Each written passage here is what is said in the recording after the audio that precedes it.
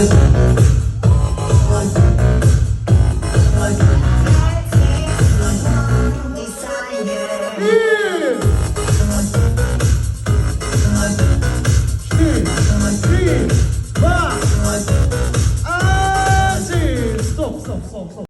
Дэм, что она говорит?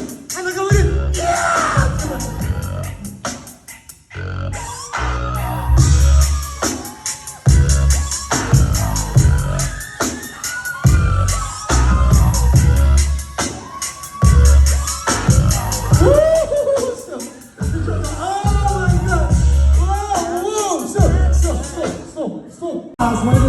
Смотри, делаешь.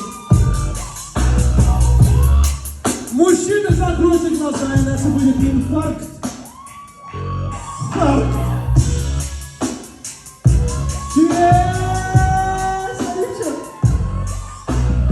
Опа-на!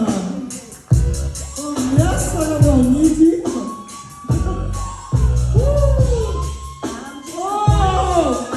А ты как не смотришь, брат? А стул зачем принесла? Стул зачем? Давай.